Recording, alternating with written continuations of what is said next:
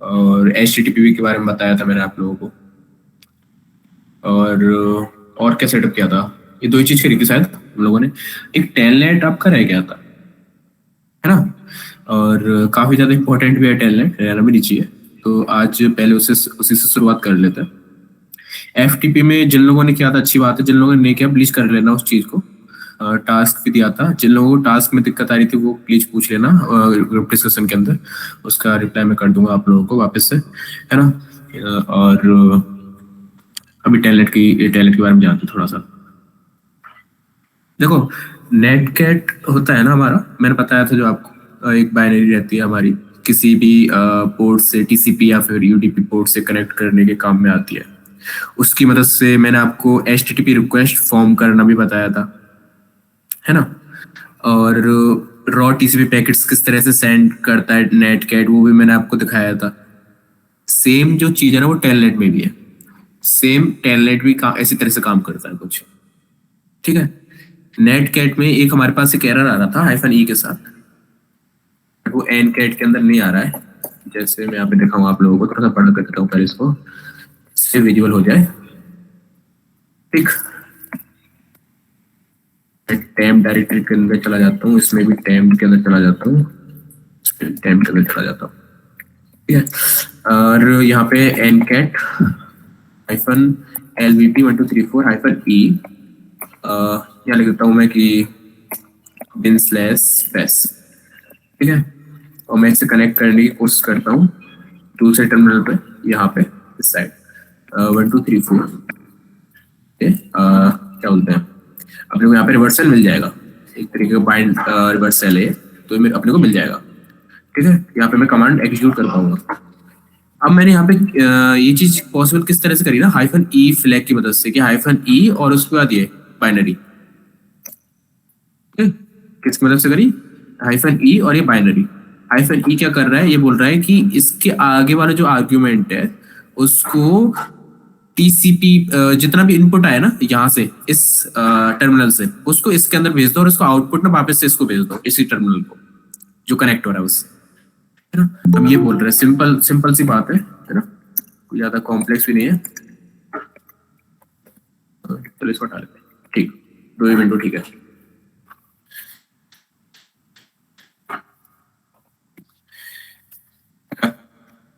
तो काम हम नेटकैट से करते हैं, क्या क्या करते हैं मैंने बताया था कि एक हम लोग इस तरह से नेटकैट google.com और 80 पे जाकर के ऐसे पूरी HTTP रिक्वेस्ट फॉर्म कर सकते हैं, ठीक है। ये पूरा उसने आउटपुट दे दिया मेरे को अपने उसका, जो भी वो HTML कोड भेजता है अपने को, है ना। HTML जितना भी वो भेजता है सोर्स कोड अपना उस साइड ब्राउजर पे, वो इसने यहाँ पे मेरे को दे दिया। सेम काम क्या हम टेलनेट से भी कर सकते हैं, तो हाँ कर सकते हो आप टेलनेट से भी, बस NC की जगह यहाँ पे टेलनेट लिखना होता है अपने को ऐसे, और उसके बाद जो भी आपको लिखना है यहाँ पे आप लिख सकते हो, ठीक है। इसने मेरे को आउटपुट दे दिया यहाँ पे।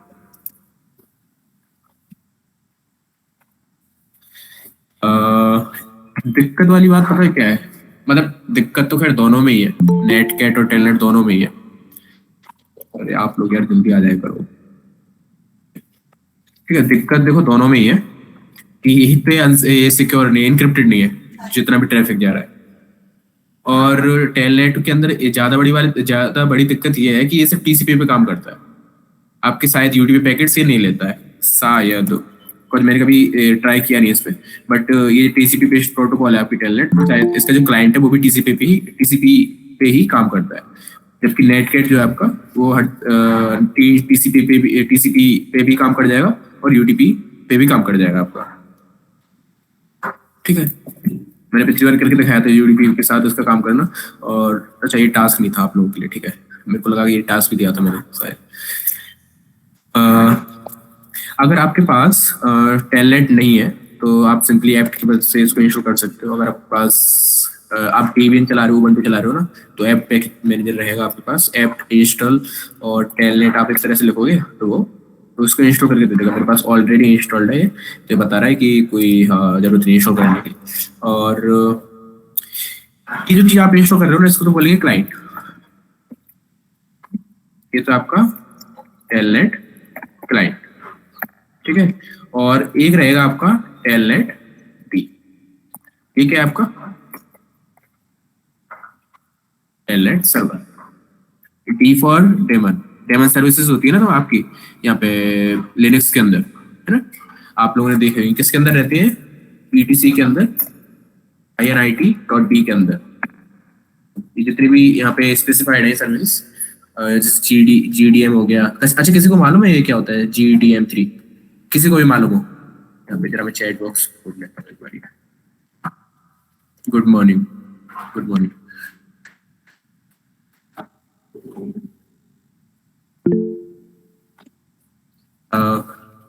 जीनोम का होता है, हाँ मोहित, जीनोम का होता है, बिल्कुल सही बोला।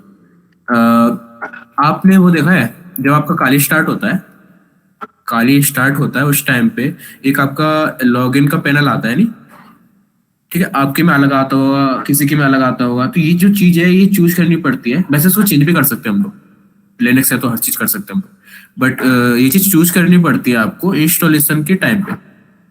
जब आप काली इंस्टॉल करते हो उस टाइम पे आप चूज कर सकते हो कि आपको कौन सा लॉगिन मैनेजर चाहिए, ऐसे कि लाइट डीएम चाहिए या फिर जीडीएम चाहिए या SDDM भी रहता है शायद, यहाँ पे होगा मेरा SDDM चाहिए, कौन सा चाहिए, तो वो मैं चूज कर सकता हूँ। इस टाइम पे मैं यूज कर रहा हूँ लाइट डीएम होना चाहिए, ML, हाँ लाइट डीएम, ठीक है, ये मैं यूज कर रहा हूँ यहाँ पे।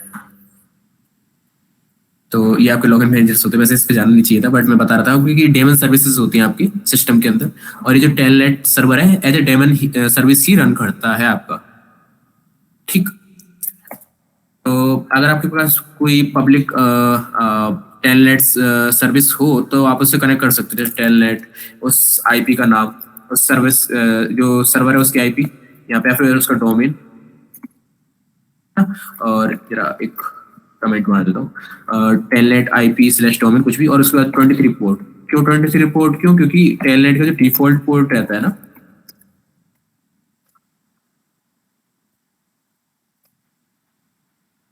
डिफॉल्ट जो पोर्ट रहता है ना वो 23 रहता है, ठीक। इसी पे काम करता है, रन करता है टेलनेट सर्वर जिससे हम कनेक्ट कर रहे हैं। जरा इसकी हेल्प मेन्यू देख लेते हैं एक बार जाके, या फिर मेन पेज देख लेते हैं, सेम चीज है। मेन पेज में बता रहा है कि अगर IPv4 IP यूज कर रहा है सर्वर आपका, तो आपको IPv4 स्पेसिफाई करनी रहती है ना, तो ये बाय डिफॉल्ट IPv4 ही लेता है वैसे तो, बट करने के लिए इसका यूज कर सकते हैं हम लोग, इस फ्लैग का, हाँ -4। IPv6 से तो IPv6 का कर सकते हैं। और इस पे 8-bit data path cause and attempt to negotiate Telnet binary option to input and output part, ठीक है। इसका कभी यूज किया नहीं है मैंने, वैसे ज्यादातर मैं कभी यूज करता नहीं इसका, टेलनेट का कोई नहीं यूज करता आज के टाइम पे, बट फिर भी लॉगिन एनवायरनमेंट गेम, ठीक है, ठीक है। यहाँ पे कुछ है नहीं वैसे ज्यादा बताने के लिए आपके लिए।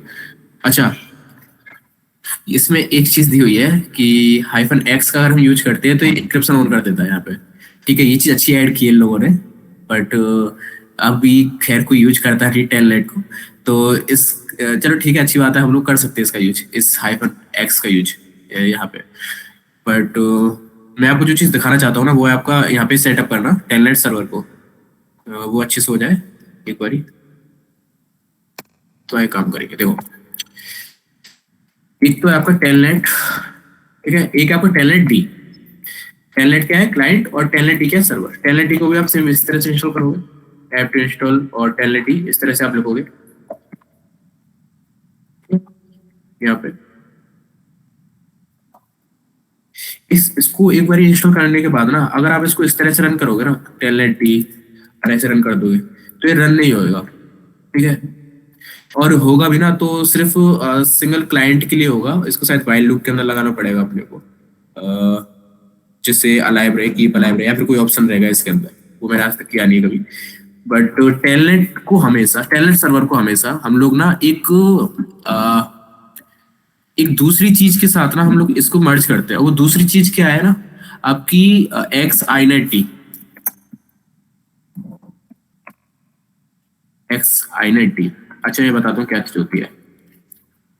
जैसे मान के चलो कल हमने एक बाइनरी बनाई थी ना, वो कहाँ है? अच्छा वो इधर होगी नहीं, वो थी आपकी रूट के अंदर, डेस्कटॉप के अंदर, मेटा x1 के अंदर, a2 के अंदर, कोड,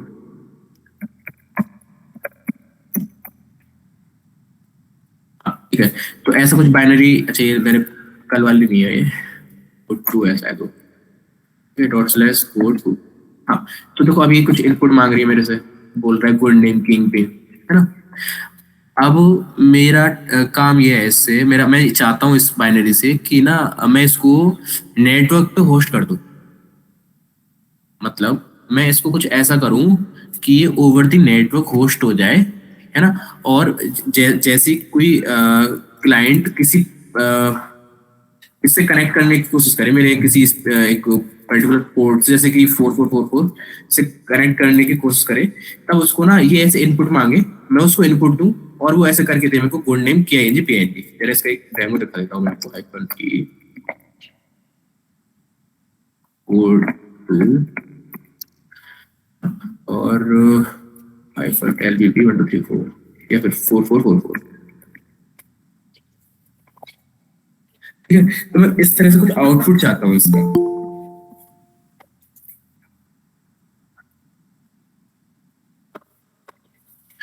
ऐसे कुछ इसका आउटपुट चाहता हूँ मैं कि मैंने यहाँ पे किंग पिंग डाला, इसके अंदर चला गया और उसके बाद ऐसे लिख करके आ गया गुड नेम KING PNG। हालांकि नेट कैट पॉसिबल हो पा रहा है, बट हम लोग क्या करते हैं ना, थोड़ा सा इसको मल्टी थ्रेडेड बनाने के लिए, क्योंकि देखो अब मैं एक टाइम पे हजारों लोगों के साथ कनेक्ट कर रहा हूँ।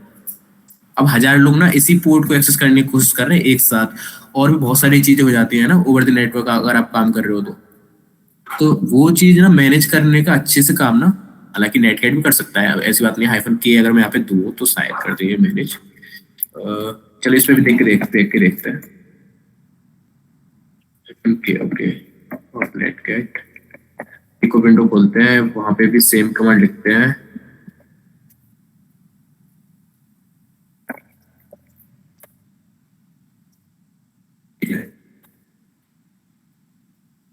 नेट कैट भी कर दे रहा है, अच्छी बात है मैनेज। बट और अच्छी तरह से अगर अपने को मैनेज करना है तो हम लोग ना एक्स आई नेट डी जैसे टूल्स का या फिर यूटिलिटीज का यूज करते हैं।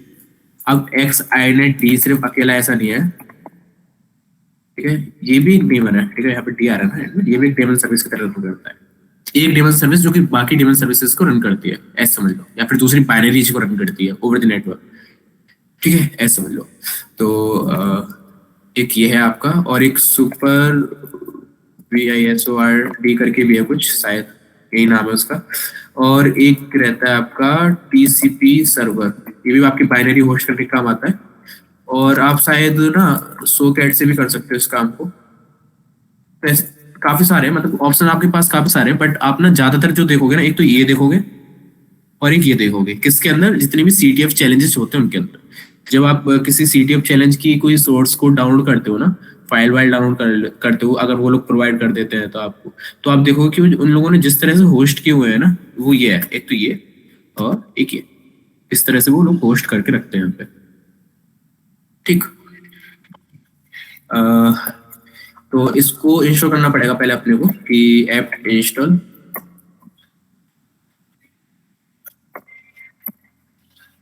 ऑलरेडी मेरे पास इंस्टॉल्ड है, बट आप लोग करोगे तो शायद इंस्टॉल करना पड़ जाएगा, ठीक है। अब वो क्या बोलते हैं, एक्स आई नेट डी की कॉन्फ़िगरेशन अपने को पहले सेट करनी पड़ती है।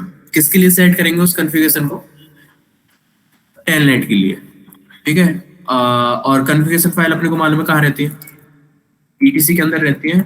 ETC के अंदर एक्स आई नेट डी के अंदर, एक्स आई नेट के अंदर देखते हैं हम, एक्स आई नेट डी डॉट डी करके यहाँ पे एक डायरेक्टरी है, क्योंकि उसने शो कर दी जब मैंने टैब दबाया। और उसके बाद इसके अंदर देखते हैं हम लोग क्या चीज़ है। अच्छा इसके अंदर ये सारी सर्विसेज है, एको की सर्विस है, टेलनेट की सर्विस है। टेलनेट की होगी नहीं आपके पास, आपको बनानी पड़ेगी, मैंने ऑलरेडी शायद बनाई हुई है, ठीक है। देखो तो टेलनेट नाम की मैंने सर्विस यहाँ पे क्रिएट करी, और ये फाइल मैं आपको प्रोवाइड कर दूंगा, ठीक है, उसकी चिंता मत करो। यहाँ पे कुछ कन्फिग्रेशन अपने को सेलेक्ट करनी, सॉकेट टाइप क्या रहेगा, स्ट्रीम टाइप रहेगा, वेट करना पड़ेगा नहीं करना पड़ेगा, किस यूजर से रन करनी चाहिए, प्रोसेस जो है इसकी रूट यूजर से रन करो, है ना, तो वो चीज़ अपने करनी पड़ती है, और ये डिसेबल का फंक्शन मुझको मालूम नहीं है। इसको मैं ना अभी प्रोवाइड कर दूंगा आप लोगों को, या फिर आपको मिली जाएगी, नहीं तो मैं प्रोवाइड कर ही दूंगा, ठीक है। एक बार ये चीज स्पेसिफाई हो जाए ना इस फाइल के अंदर, इस डायरेक्टरी के अंदर, ठीक है, इस डायरेक्टरी के अंदर ये चीज जब स्पेसिफाई हो जाए आपकी टेलनेट, तो आप क्या करोगे, SER VICE XINET T restart, या फिर स्टार्ट, या फिर स्टेटस चेक कर लेते हैं एक बार इसका, अच्छा एक्टिव है तो इसको स्टॉप कर लेते हैं। स्टॉप करने के बाद ना हम लोग जरा nmap से स्कैन मार के देखते हैं किस पोर्ट पे, पोर्ट 23 पे। क्यों? क्योंकि अपने को चेक करना है कि जो टेलनेट नाम की सर्विस है वो अपने सिस्टम पे रन कर रही है या नहीं कर रही है। ये बोल रहा है कि 23 टेलनेट क्लोज्ड, स्टेट क्या है, क्लोज्ड। और अगर मैं इसको यहाँ पे स्टार्ट कर दूं XINET को इस विंडो में जाकर के यहाँ पे, तो वापस से स्कैन करूँ nmap से मैं 23 को, तो ये क्या बता रहा है इस बार, ओपन, यानी 23 जो पोर्ट है TCP पोर्ट टेलनेट का ओपन, ओपन है। तो हम लोग इसको कनेक्ट करने की कोशिश भी कर सकते हैं, यहाँ से लिखेंगे टेलनेट लोकल होस्ट 23, ये बोल रहा है काली लॉगिन, तो यहाँ पे हम लॉगिन मार सकते हैं, जैसे शायद रूट का मैं मार सकता हूँ यहाँ पे, हाँ ठीक है, तो उसने मेरे को रूट का लॉगिन यहाँ पे दे दिया, मतलब वही सेम टर्मिनल मेरे सामने खुल के आ गया है। बट ये इसको मैं ऐसे एग्जिट करूंगा ना, तो ये देखो connection closed bye foreign host, which means कि जो टेलनेट की सर्विस है वो मैंने एग्जिट कर दी वहां से मैंने, ठीक है। तो कुछ इस तरह से आप सेटअप करोगे टेलनेट को। अच्छा, एक चीज और बताता हूँ आप लोगों को इंटरेस्टिंग, जस्ट अभी मैंने फाइंड किया था उस चीज को, कि एक बाइनरी रहती है आपके इसमें, मतलब काफी लोगों को ऑलरेडी मालूम रहेगा, बट एक बाइनरी रहती है किसके अंदर, स्लैश लॉगिन करके। ये क्या चीज होती है ना आपकी, अच्छा एक बार इसको एग्जीक्यूट करते हैं लॉगिन, तो वो क्या लिख के आ रहा है, काली लॉगिन। सेम चीज यहाँ भी तो लिख के आ रही थी अपने पास इस वाली विंडो पे। जरा इसको ऊपर वाले को हटा देता हूँ मैं, इसको जरा ऐसे करता हूँ, अच्छा ऊपर में से चला गया ऊपर, चलो कोई तो सेम चीज यहाँ भी तो लिख के आ रही है हमारे पास, काली लॉगिन, और सेम चीज यहाँ भी आ रही है।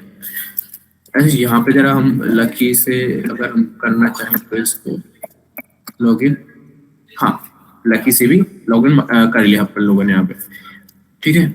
और यहाँ से अगर हम इसको एग्जिट करें तो एग्जिट हो गया।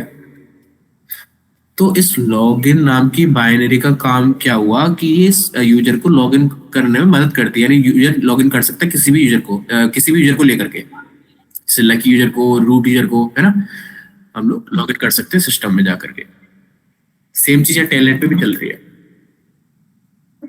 अब मान के चलो कि मेरे को लॉगिन चाहिए ही नहीं, मैंने कभी किया नहीं ये चीज, बट मान के चलो कि मेरे को लॉगिन चाहिए ही नहीं। मेरे को क्या चाहिए अभी, मेरे को चाहिए कि मेरे को डायरेक्ट सेल मिल जाए बिना लॉगिन करे, समझ रहे हो, मेरे को डायरेक्ट सेल मिल जाए बिना लॉगिन करे। अच्छा SSH के अंदर शायद लॉगिन बाइनरी काम नहीं करती है, SSH में खुद का शायद वो तो खुद का कंपाइलेशन रहता है, खुद का कंपाइल्ड कोड रहता है उसके अंदर, वो लॉगिन चेक करता है अपने अंदर ही, किसी दूसरी बाइनरी का यूज नहीं करता, थर्ड पार्टी बाइनरी का यूज नहीं करता है वो, ठीक है। तो SSH पे तो आप नहीं कर सकते वो चीज, बट टेलनेट के अंदर क्या है ना, एक चीज है, फ्लैग है टेलनेट डी, यहाँ पे मैं लिखता हूँ, आप लिखता हूँ और हाइपर हेल्प लिखता हूँ। तो देखो इसमें मेरे को ऑप्शंस दिखा रहे हैं यहाँ पे, TRPA telnet protocol server, debug का exec login setup to instead of bin/login। क्या बोल रहा है, set program to be executed instead of bin/login, यानी बाय डिफॉल्ट आपका क्या रहेगा, bin/login एग्जीक्यूट करेगा आपका टेलनेट अगर कोई भी क्लाइंट उससे कनेक्ट करने की कोशिश करता है तो, ठीक। और अगर क्या बोलते हैं, अगर हम इसको स्पेसिफाई कर दें कि यार तुमको ये नहीं रन करना है bin/bin/ लॉगिन, ये नहीं रन करना आपको, है ना, तो मैं क्या रन करना चाह रहा कि ये तुम मत रन करो bin/ लॉगिन, तुम एक काम करो, डायरेक्ट जो यूजर है उसको जब कनेक्ट करता है वो डायरेक्ट उसको सेल दे दो, आप बेस सेल दे दो या ZSH सेल दे दो, ठीक है, वो सेल आप दे दो उसको डायरेक्ट, आपको ये लॉगिन वॉगिन मत मांगो उस।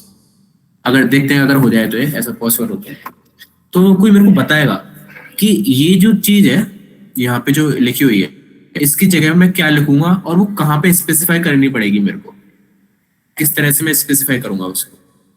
ठीक है, हाइफन कैपिटल ई करके फ्लैग है, ठीक है, बताओ।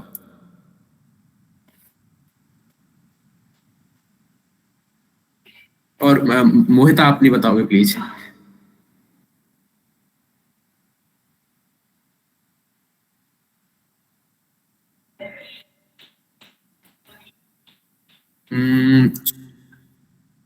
नहीं,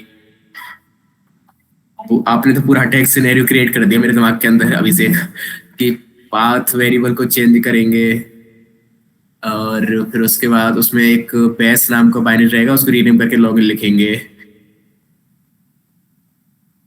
हाँ। नहीं।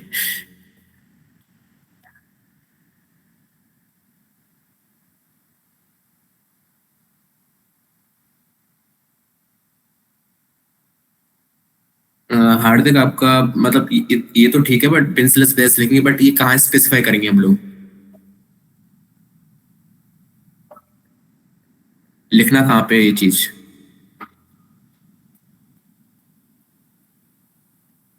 हाइफन ई फ्लैग में, बट वो अच्छा ठीक है चलो, ठीक है आंसर आपका। देखो, बात ऐसी है कि ना आप यहाँ नहीं लिखोगे टेलनेट डी ऐसे कुछ करके, आपने जहां वो फाइल बनाई है एटीसी के अंदर एक्स आई नेट डी के अंदर डॉट डी के अंदर टेलनेट नाम की, यहाँ पे हमने एक कमांड सर्वर की जो कमांड है वो स्पेसिफाई करी है यहाँ पे, ये देखो सर्वर इक्वल्स टू दिस। इसके साथ हम लगा सकते हैं इसको कि हाइफन कैपिटल ई और उसके बाद बिल स्लैश बेस, ठीक है, और उसके बाद सर्विस एक्स आई नेट डी, क्लियर कर देता हूँ मैं, सर्विस एक्स आई नेट डी रीस्टार्ट, क्यों कर देता हूँ यहाँ पे, और टेलनेट से कनेक्ट करने की कोशिश करते हैं, दिख रहा है क्या। Must specify a server in telnet, लाओ देखते हैं क्या एरर है। या तो इसमें इस तरह से आप आर्गुमेंट सप्लाई कर सकते हो शायद, रुक जाओ देखते हैं। अच्छा सर्वर आर्ग्स रहता है, ठीक है, तो इसको मैं यहाँ से हटाता हूँ। सर्वर बाइनरी तो ये रहेगा C R V R equals to, यहाँ पे लिखूंगा हाइफन कैपिटल ई और उसके बाद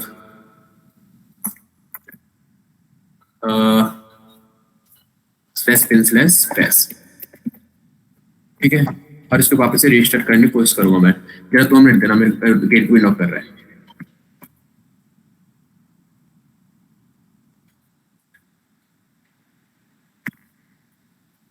रुको।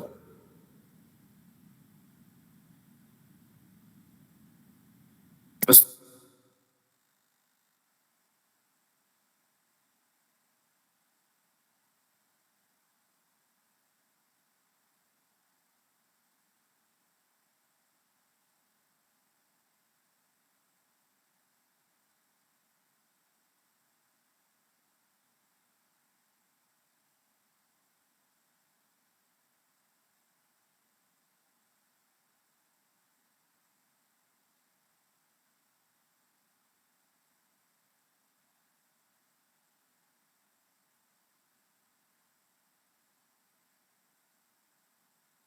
ओके, तो मेरा क्वेश्चन आप लोगों से यही था कि आप इसको ना स्पेसिफाई कहाँ पे करोगे।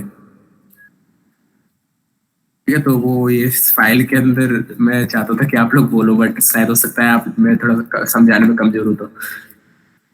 ठीक है, इसको सेव किया, इसको सेव करने के बाद एक्स आइडेंटिटी सर्विस को सॉरी इसका रीस्टार्ट किया, क्लियर कर देता हूँ, रीस्टार्ट किया, उसके बाद स्टेटस चेक किया, ठीक है कोई एरर नहीं आ रहा है।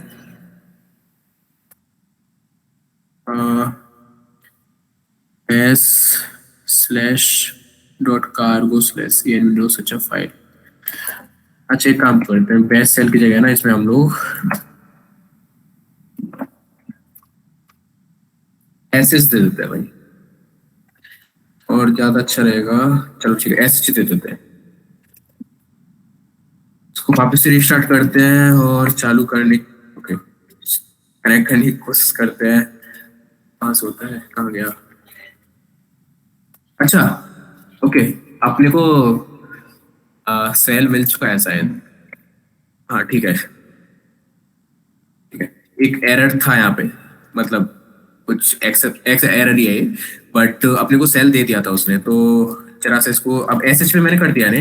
अभी एसएच से कनेक्ट करूंगा ना थोड़ा सा अच्छा दिखेगा। हाँ तो मेरे को ये मिल गया यहाँ पे सेल जो भी है। ठीक है?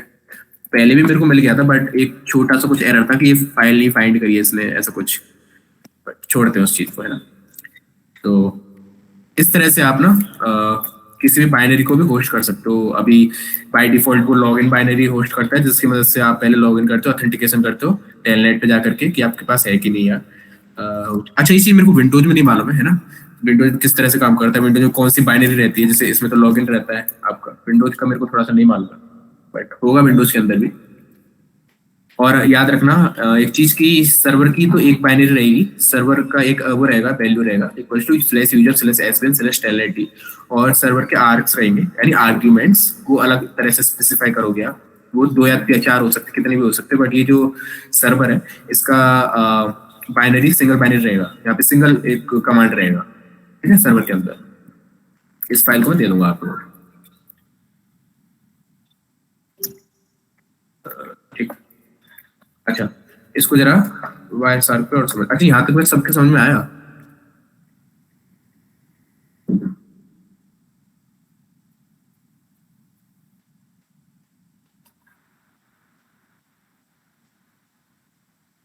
ओके ओके, काफी इजी है, कोई ज्यादा मुश्किल है भी नहीं। नेटवर्किंग आपकी इजी है। ओके रुको मैं जरा इसको हटा देता हूँ। नेटवर्किंग आपकी ना इजी है, काफी ज्यादा काफी इजी है।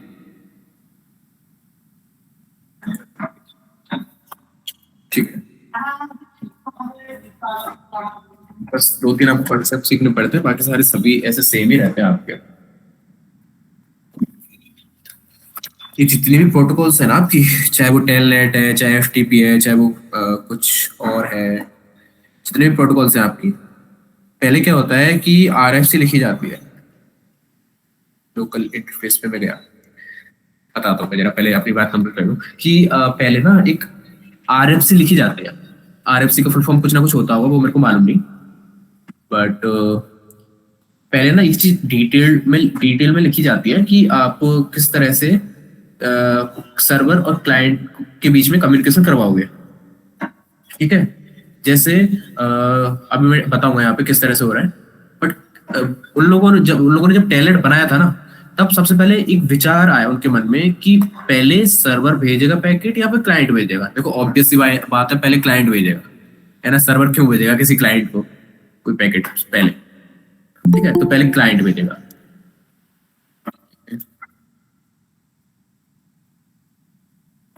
तो उसके बाद फिर क्या होगा, क्लाइंट के भेजने के बाद वापस से क्लाइंट को भेजना चाहिए क्या एक और पैकेट, या फिर सर्वर को भेजना चाहिए? अब वो डिपेंड करता है आपके आप क्या चीज बनाना चाहते हो। ठीक है, क्या जरूरत है उसको एक्स्ट्रा पैकेट की, ऐसे पैकेट्स की सर्वर को?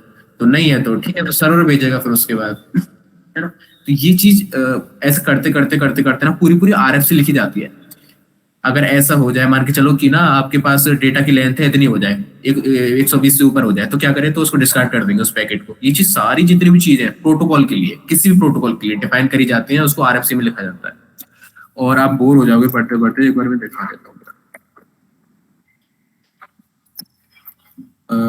टेलनेट, देखो इनके नंबर रहते हैं आपके, जैसे RFC 854 टेलनेट का है, ऐसे DNS का भी कुछ ना कुछ होगा।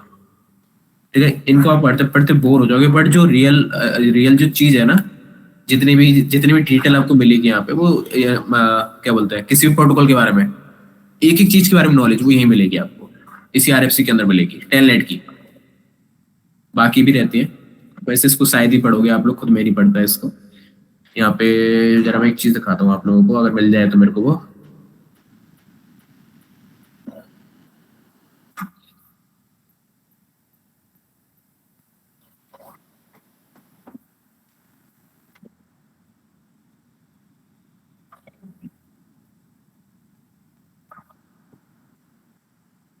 देखो, अब यहाँ पे ना टेलनेट के अंदर, इस प्रोटोकॉल के अंदर ना कुछ ऐसी ऐसी चीजें हैं, ऐसे कुछ पैकेट्स जैसे आर यू देयर नाम का एक पैकेट है, ए वाई टी पैकेट से जाएगा आएगा, वो सारी चीजें होंगी इसके अंदर, वो सारी चीजें यहाँ पे डिफाइंड है। मतलब थोड़ा सा फनी है, बट फनी लोग ही काम करते हैं बड़ी बड़ी चीजों में। ठीक है, तो ऑप्शंस रिक्वेस्ट मेरे को दिख नहीं रहा है वो।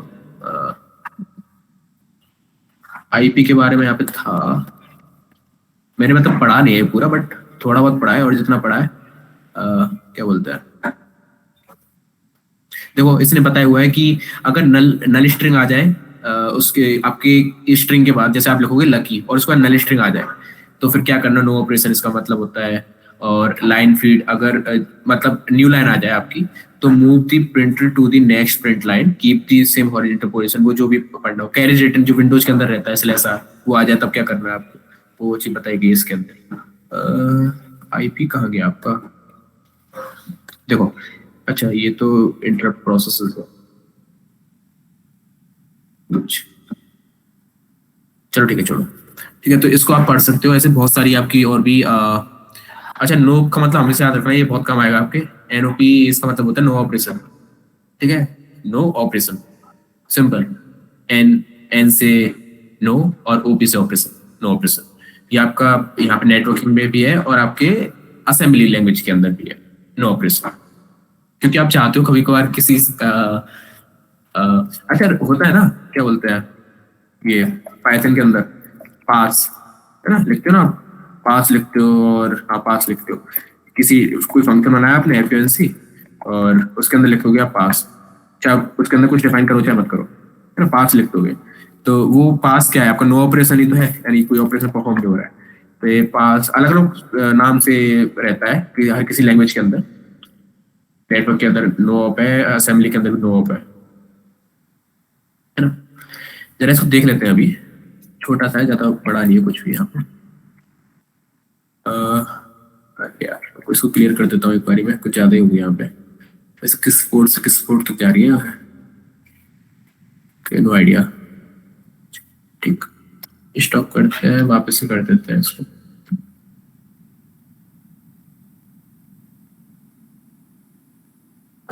लूपबैक इंटरफेस पे हम खोलते हैं इसको, और एक काम करते हैं, अगर मैंने एक्स आईनेटी ऑफ नहीं किया हो तो,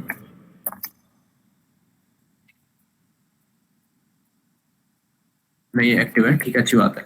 तो एक काम करते हैं, इसको कनेक्ट करने की कोशिश करते हैं, किससे,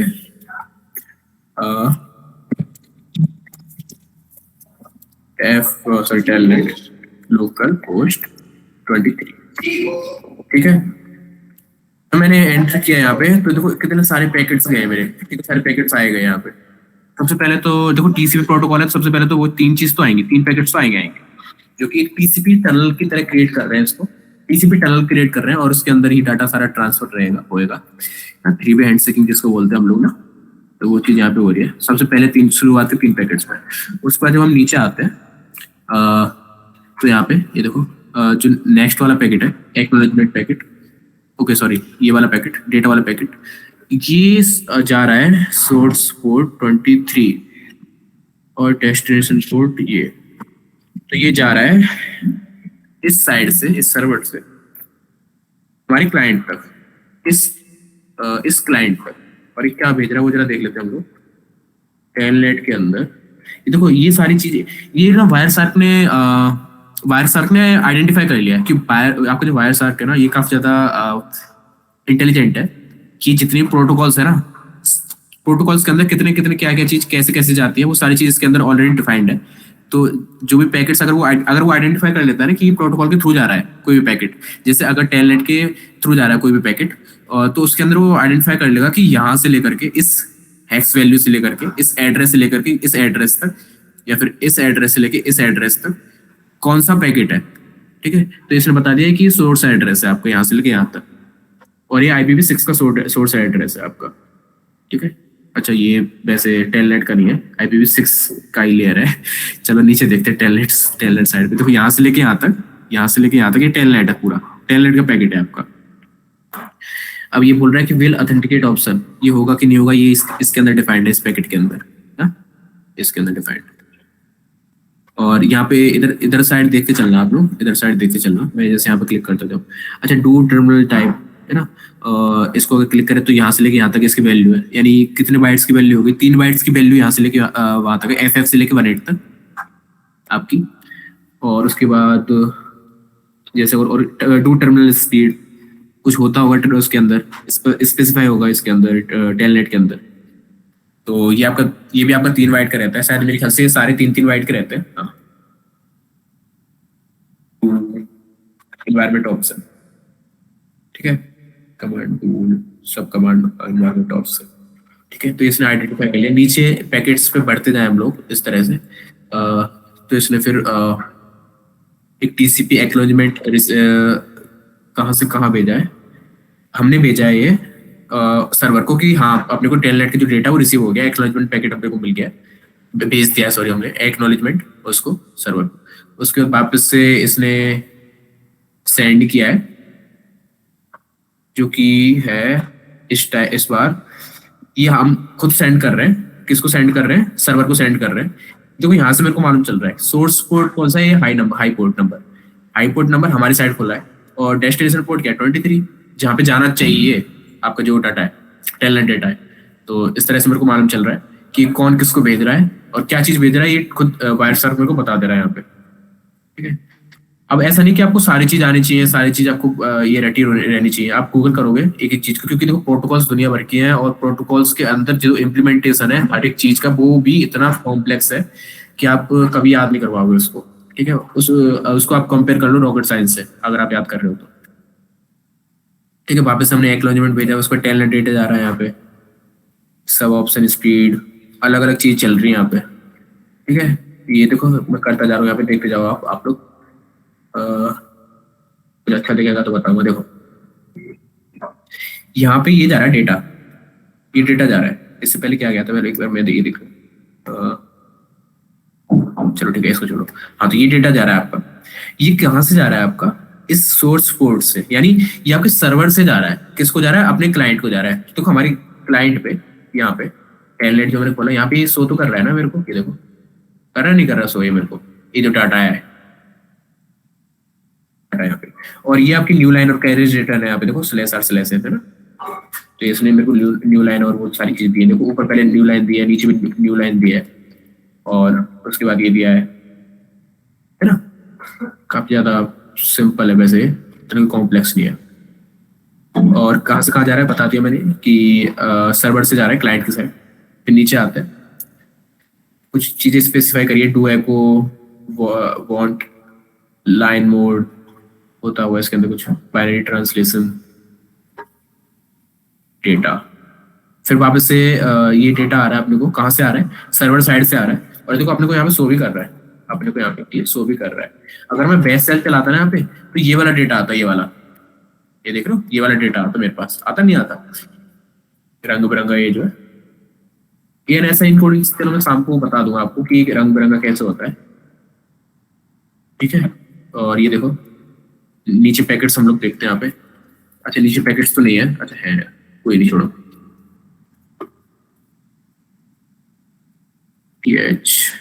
इसको देखते क्या है, रनिंग कैप्चर डिवाइसेस। चलो इस यहाँ पे थोड़ा सा रन करके देखेगा, क्योंकि डाउन जैसे मान के चलो मेरे को रन करना है हु एम आई रूट। तो मैं जरा TCP, हाँ यहाँ पे टेलनेट डेटा देख लेता हूँ। तो यहाँ पे टेलनेट पे पता है एक मजेदार चीज क्या है कि ये एक एक वर्ड को भेजता है, ठीक है। और उसका एक्नॉलेजमेंट भी लेता है कि वही वर्ड आया क्या। देखो 2 बार भेजेगा, डेटा 2 बार है यहाँ पे, एक तो ऊपर वाले में एक नीचे वाले में, ठीक है। उसके बाद ऐसी H, ठीक है 2 बार, उसके बाद फिर नीचे O हु है ना, और उसके बाद AM, देखो नीचे आएगा M आएगा, यहाँ पे नजर रखते जाओ आप लोग, इससे उसके बाद आएगा यहाँ पे, उसके बाद /r/ है, ये मेरा एंटर है, जब मैंने एंटर दबाया ना तो एंटर का कैरेक्टर है। अच्छा, किसी को मालूम है कि एंटर का कैरेक्टर ये क्यों आ रहा है स्लैश आर स्लैश में? यहाँ पे क्या आना चाहिए वैसे, और ऐसा क्यों आ रहा है?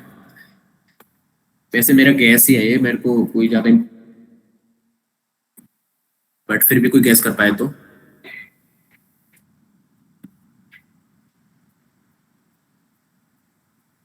हमसे खा, और कोई भी नहीं गैस कर सकता क्या इस चीज को?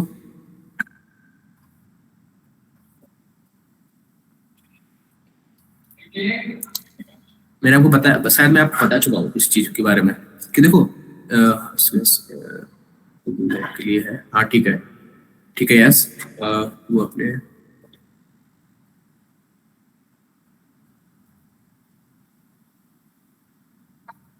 स्लेसा रिटर्न के लिए होता है, ठीक है। अच्छा, एक बात मैंने बताई थी आप लोगों को, शायद नहीं बताई तो सुन लो। विंडोज और लिनक्स में एंटर अलग अलग तरह से काम करता है। एंटर की जो वैल्यू रहती है अलग अलग तरह से काम करती है, अलग अलग रहती है। जो विंडोज रहता है उसके अंदर ये जो वैल्यू रहती है एंटर की, वो रहती है स्लैश आर स्लैश एफ, ठीक है। इसको बोलते हैं CRLF और CLRF, पता नहीं जो भी बोलते हैं इसको, एंटर की वैल्यू को। तो स्लैश आर स्लैश एन रहती है। और लिनक्स के अंदर इसकी जो वैल्यू रहती है उसको बोलते हैं स्लैश एन, मतलब वो जो रहती है वो स्लैश एन रहती है, न्यू लाइन, सिर्फ न्यू लाइन। बट क्या है ना, ये जो टेलनेट की जो प्रोटोकॉल है ये विंडोज की प्रोटोकॉल है, ठीक है। तो इसका ना पहले विंडोज के लिए बनी है, उसके बाद ये लिनक्स के लिए बनी है। इम्प्लीमेंटेशन बाद में लिनक्स के अंदर हुआ है इस चीज का। तो हो सकता है कि इन लोगों ने हमारे जो न्यू लाइन है उसको EOL भी बोल सकते हैं। अच्छा ठीक है, EOL बोल रहे हैं उसको। तो ये जो न्यू लाइन है इसकी जगह उन लोगों ने इसको चेंज करके, कि हम जब न्यू लाइन लिखे ना वहाँ पे, जब एंड ऑफ हमारा कमांड हो या फिर एंड ऑफ स्ट्रिंग हो, तो उसकी जगह स्लैश एन की जगह ना स्लैश आर स्लैश एन करते, जिसकी मदद से आगे के कोड के अंदर उनको चेंजेस ना करना पड़े, है ना। हो सकता है और भी चीजें हो वहाँ पे सोर्स कोड के अंदर। एंड ऑफ लाइन, हाँ, एंड ऑफ लाइन, सही सही बोला आपने। ठीक है, तो ये स्लैश आर स्लैश एन इसलिए ऐसे आते हैं। फिर नीचे आते हैं, वापस से डेटा आ गया, और हुएमआई का आउटपुट कहाँ गया? ठीक है, हुएमआई रुको जरा देखते हैं, हुएमआई का आउटपुट फ्रूट आया ना यहाँ पे। हाँ, तो यहाँ पे नीचे हम लोग चलते हैं, कुछ अलग ही चल रहा है। चलो एक काम करते हैं, यहाँ पे टेलनेट डेटा इसको कर लेते हैं, फिल्टर में लगा लेते हैं। ऊपर एक वो रहता है आप लोग का टेल नेट नेट,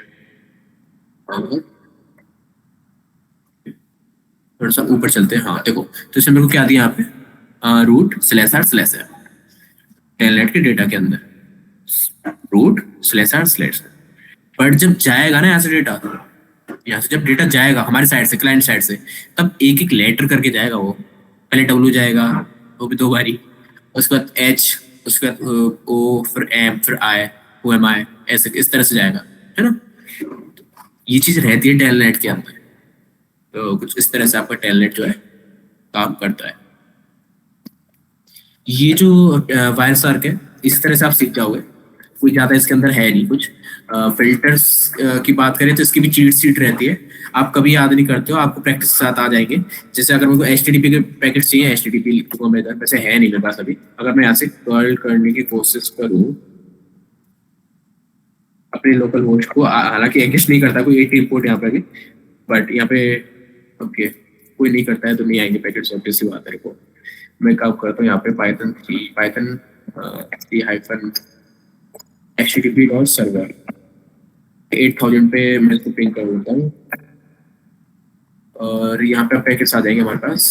तो आउटपुट भी आ गया अच्छा खासा, ठीक है। ये देखो, और मैं यहाँ पे लिख सकता हूँ कि http डॉट इसके अंदर हेडर के अंदर, सॉरी, कि टंग साइज इतना होना चाहिए ऐसे, हालांकि है नहीं अभी तो फिर उसका वैल्यू, बट फिल्टर कुछ इस तरह से काम करते हैं आपके HTTP के अंदर, चाहे वो TCP हो। TCP का पोर्ट कौन सा होना चाहिए, तो TCP dot port equals to 90 या फिर 8000, तो ये पोर्ट जिस भी इस पोर्ट पे जो भी पैकेट्स आएंगे ना आपने, ये जो पोर्ट है किसी भी पैकेट के अंदर स्पेसिफाई रहेगा ना, तो वो सारे पैकेट्स अपने को शो करेगा ये वायर सार का भी, है ना। इस तरह से कर सकते हो हम लोग। अच्छा, वायर सार की ना एक मस्त चीज रहती है यहाँ पे, फाइल में जाकर के एक्सपोर्ट ऑब्जेक्ट्स में जाकर के, अगर यहाँ पे कुछ होता ना ऑब्जेक्ट्स, जैसे मान के चलो आपने क्या किया, आपने एक इमेज डाउनलोड करी या फिर इमेज खोली ओवर दी HTTP प्रोटोकॉल। खोलते हैं ना हम लोग वॉलपेपर्स डाउनलोड करते हैं, तभी ऐसा करते हैं ना, सेव एज इमेज करते हैं, तो खुल के आता है ना, पहले वो पूरा खोल देते हैं उसको, उसके पैकेट्स आपने कैप्चर करे, तो आपके उसमें कैप्चर हो गया वो इमेज। तो आप क्या करोगे, एक्सपोर्ट ऑब्जेक्ट्स फाइल में जाकर के, अगर उस इमेज को निकालना है तो आपको जितनी भी HTTP के ऑब्जेक्ट्स है, यानी डाउनलोड करने वाली चीज है, PDF हो चाहे वो भी कोई और चीज हो, तो आप यहाँ पे HTTP सेलेक्ट करोगे और वो आ जाएगा। तो ये और भी रहता है, टी सार्क के अंदर भी रहता है, TCP टी सार्क के अंदर भी रहता है। हाँ, ये ठीक है, जरा इसको क्लोज कर देते हैं अभी। यहाँ तक किसी को कोई डाउट हो तो प्लीज पूछ लो, टेलनेट से रिलेटेड, और जो साथ कर रहा है वो भी बता दो। ज्यादा बेहतर वही है कि आप साथ साथ करते जाओ, नोट्स चाहे बाद में बना लेना, आप लोग बनाने हो तो आप लोगों को, बट साथ साथ करते जाओ तो ज्यादा बेहतर है। किसी को भी कोई भी डाउट यहाँ तक?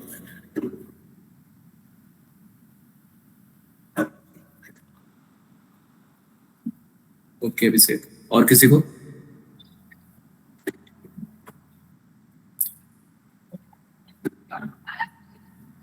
कितने लोग हो तुम?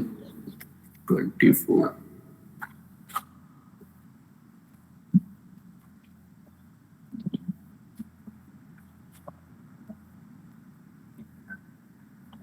ठीक है, ठीक है, तो टास्क सुन लो फिर आज के लिए। टास्क डाउट नहीं है तो आपके पास, तो टास्क ये है कि आपको टेलनेट सर्वर को सेटअप करना है। वापस ओके, कहाँ से रिपीट कर दूं हमें, तो वो बता दो जरा, वायर सर्क वाला या फिर टेलनेट वाला?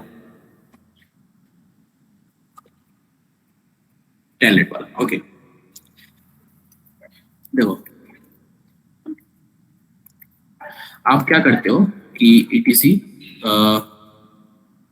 XINET के अंदर जाते हो, .p के अंदर जाते हो, यहाँ पे आपको एक फाइल बनानी पड़ती है, कॉन्फ़िगरेशन फाइल बनानी पड़ती है टेलनेट के लिए, ठीक है, जो अपने को टेलनेट का सर्वर सेटअप करना रहता है अपने इस पे लिनक्स के ऊपर, ठीक। आप टेलनेट का सर्वर जो है सेटअप करना रहेगा आपको अपने लिनक्स के ऊपर, तो आप XINET का यूज करोगे। इसको आप इंस्टॉल इस तरह से करते हो, मैं बता चुका हूँ, XINET, और इसी तरह से आप टेलनेट को भी इंस्टॉल करोगे और टेलनेट टी को भी इंस्टॉल करोगे, टी को भी इंस्टॉल इसी तरह से करोगे, ठीक है, XINET, इसी तरह से आप इंस्टॉल करोगे इन तीनों को। इंस्टॉल करने के बाद ना आप XINET की कॉन्फ़िगरेशन फाइल में चेंजेस करोगे, फाइल में दे दूंगा आपको। ये क्या करता है आपका कि जो सर्विस रहती है आपकी इस टेलनेट, इसको मल्टी थ्रेडेड बना देता है। उसको क्या करता है, मल्टी थ्रेडेड बना देता है आपकी सर्विस को।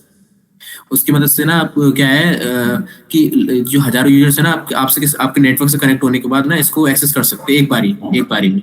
मतलब मैंने हजारों यूजर्स ट्राई तो नहीं करे हैं, बट ये काफी मैनेज कर लेता काफी सारी चीजों को XINET। इस फाइल को मैं आपको प्रोवाइड कर दूंगा, ठीक है। इसमें मैंने एक चीज एक्स्ट्रा स्पेसिफाई करी है, सर्वर आर्क्स, और सर्वर आर्क्स के अंदर मैंने दिया -E /SH। पहले यहाँ पे क्या था, /login, जो बाय डिफॉल्ट रहता ही है, ठीक है। मैंने इसको चेंज करके क्या कर दिया, /SH। क्यों? क्योंकि मेरे को लॉगिन नहीं करवाना था। मेरे को क्या नहीं करवाना था, लॉगिन नहीं करवाना था मेरे को। जो मेरे को प्रॉम्प्ट खुल के आता है ना कनेक्ट करने के बाद टेलनेट से, तो वहाँ पे मेरे को लॉगिन मेरे को चाहिए कि डायरेक्ट मेरे को सेल मिल जाए। तो मैंने लॉगिन की जगह चेंज करके बाइनरी को क्या कर दिया, SH कर दिया, तो डायरेक्ट सेल मिल जाए, ठीक। ये करने के बाद मैं क्या करता हूँ, SERVICE सर्विस XINET, इसको रीस्टार्ट कर लेता हूँ। रीस्टार्ट करने के बाद सिंपली इसको टेलनेट से कनेक्ट कर लेता हूँ। टेलनेट लोकल होस्ट 23, तो ऐसे सेल दे दिया यहाँ पे। और अगर ये काम नहीं करना है आपको, सर्वर आर्क्स अगर आपको हटा देना है यहाँ से, देखो अगर इसको मैं कमेंट आउट कैसे होता है इसमें, हटा ही देते हैं। अगर मैं इसको हटा दूं यहाँ से और इसको रिस्टार्ट करूँ सर्विस को और वापस कनेक्ट करने की कोशिश करूँ तो देखो लॉगिन मांगता है मेरे से, काली या फिर लकी, और इसके बाद पासवर्ड मेरा, तो बता इसने मेरे को लॉगिन करके दे दिया यहाँ पे। ठीक है, तो आप इस तरह से टेलनेट का यूज करते हो। सेम काम ना आपको भी करना है, और आपको बाइनरी में बता देता हूँ। हाँ चलो, ये अच्छी चीज है। आप ना टीमक्स की बाइनरी को होस्ट करना, आप लोग अगर हो जाए तो, मेरे को खुद नहीं मालूम है, शायद इस पे काम ना करे वो, क्योंकि कुछ ऐसी चीजें रहती है टीमक्स के अंदर, कुछ ऐसे चलो हो जाएगा। टीमक्स की जो बाइनरी है उसको आपको होस्ट करना है टेलनेट। टीमक्स की बाइनरी को होस्ट करना है टेलनेट पे। ये टास्क हो जाएगा सबसे।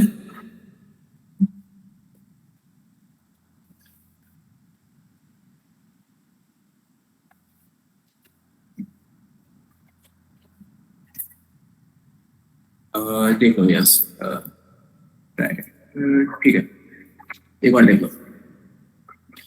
ठीक है, तो आपको ये काम करना है अपने सबसे।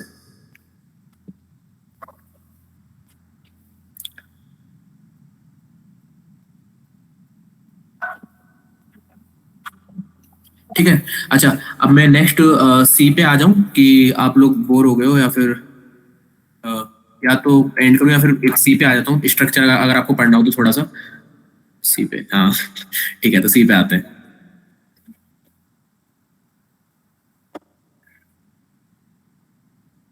ठीक है, अच्छी बात है, तो लगा मैंने बोर कर दिया है।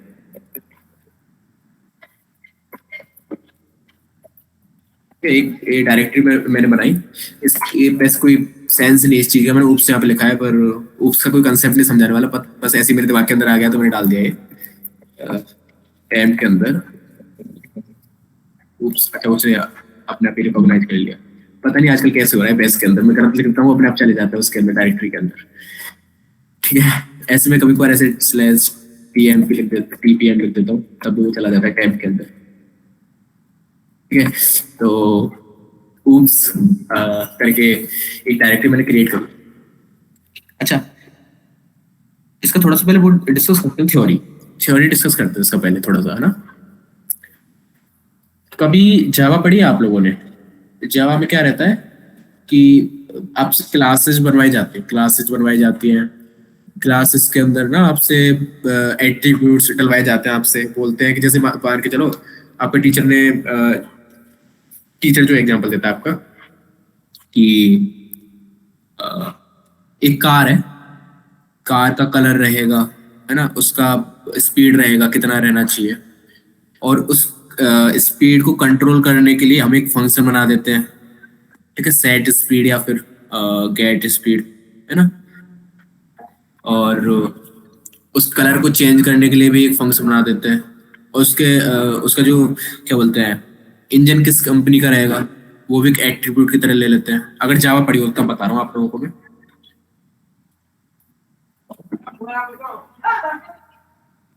ओके, ठीक है, कोई बात नहीं, चलो मैं दिखाई देता हूँ वेबसाइट पे। देख रहा हूँ है ना, इस पे मिल जाए तो ज्यादा अच्छा है, क्योंकि इसके एग्जाम्पल थोड़े ठीक ठाक रहते हैं।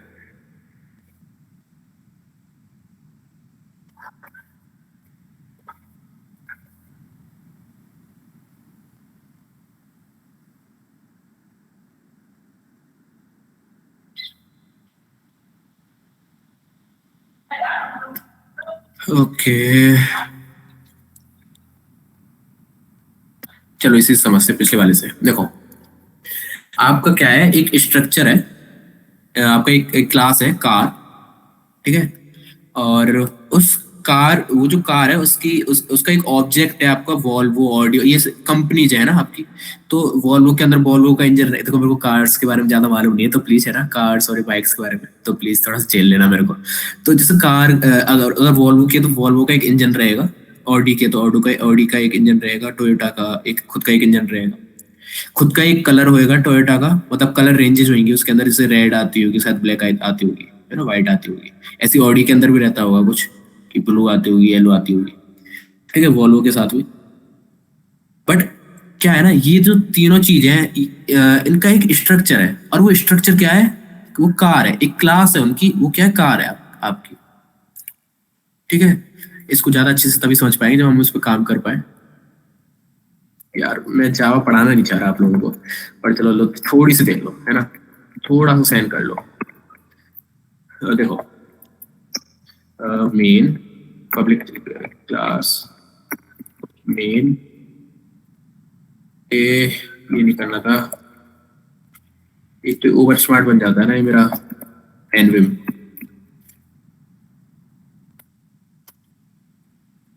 ठीक है, यहाँ पे मैं यूबी एक पब्लिक क्या बोलते हैं, एक एक एट्रीब्यूट ले लेता हूँ, जैसे कि हो गया आपका, मान के चलो कि INT1, चलो इस मेन क्लास को ऐसे रख देते, एक अलग से क्लास बना लेंगे।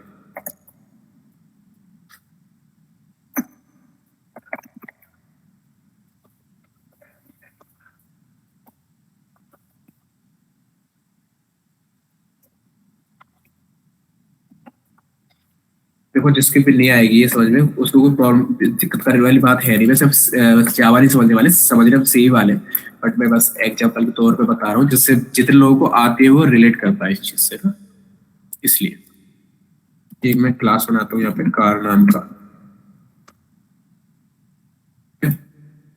और यहाँ पे लिख देता हूँ कि POB public colour equals to null, या फिर नल, नल रहता है, क्या रहता है, okay null public engine, company का नाम वो भी नल कर देता हूँ मैं। अच्छा क्या बोलते हैं इस पे, तो दिया ही नहीं मैंने, किस डेटा टाइप करेगा,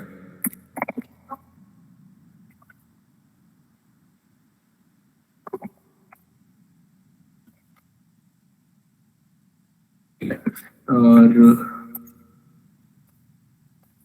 पब्लिक स्ट्रिंग, और क्या होता है कार के अंदर, कलर होता है, प्लीजर मेरे को बताओ और कार के अंदर होता क्या है, तो कुछ भी बता दो यार जल्दी से। गियर, गियर गियर में क्या ही डालेंगे हम लोग, मतलब अच्छा हाँ गियर कितने होते हैं, मतलब किसी में कम ज्यादा हो सकते हैं क्या गियर किसी कार के अंदर। सीट, हाँ सीट, सीट अच्छा है, मेरे समझ में आ गया, सीट सीट कम ज्यादा हो सकती है, ठीक है। अभी एक चीज करते हैं, कार का हमने एक स्ट्रक्चर बनाया, इसके अंदर क्या करते हैं डिफाइन करने के लिए, इसके अंदर सेट करने के लिए एक पब्लिक, एक कंस्ट्रक्टर बना लेते हम लोग। कंस्ट्रक्टर बता दो क्या होता है, अरे कार इंट इंट इंट सी कलर ले लेते हैं, स्ट्रिंग इंजन ले लेते हैं। देखो डरने वाली बात नहीं, किसी को भी जिसको जावा नहीं आती है, एक इंट, अच्छा सी और काम करते हैं, इंटीजर बनाते हैं, बिकॉज इंटीजर में रहेगा ना वैल्यू हमेशा कि कितना सीट रहना चाहिए, और यहाँ लिखते हैं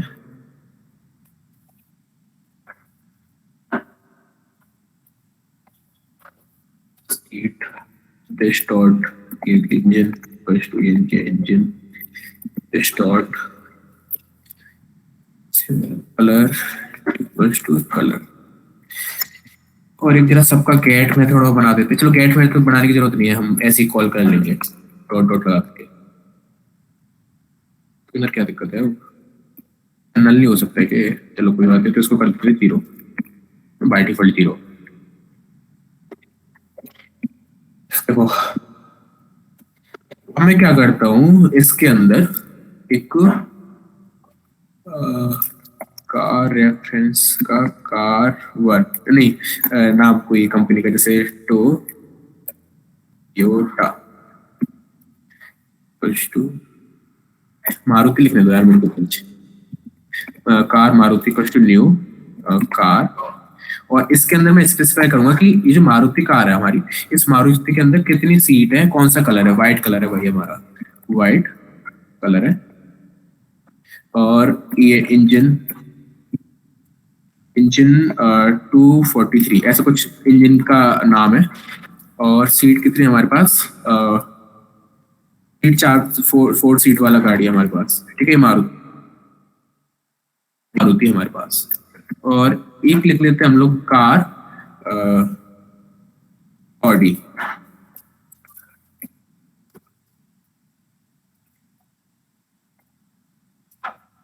ऑडी का कलर है ब्लैक, तो बिल्कुल ब्लैक। और इंजन है इसके अंदर अच्छा वाला, तो इंजन 990, जितना ज्यादा बड़ा नंबर उतना ज्यादा अच्छा इंजन, पता नहीं।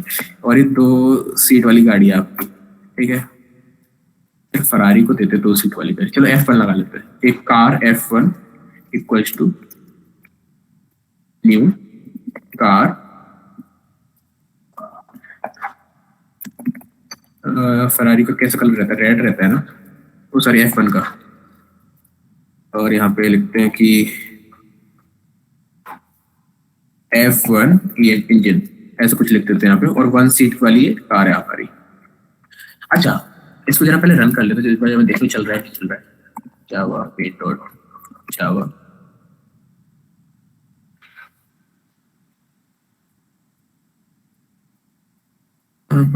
स्ट्रिंग आर्ग्स एरर है। एक काम करते हैं, इसको स्टैटिक बना देते इस क्लास का। एरर को मत देखना, नीचे जो भी आ रहा है HTTP। इसको एक काम करता हूँ, वेम के अंदर खोल के देखता हूँ अगर चल जाएगा, बट थोड़ा सिंटेक्स थोड़ा सा बेकार है, इसलिए मैं नहीं चला रहा था।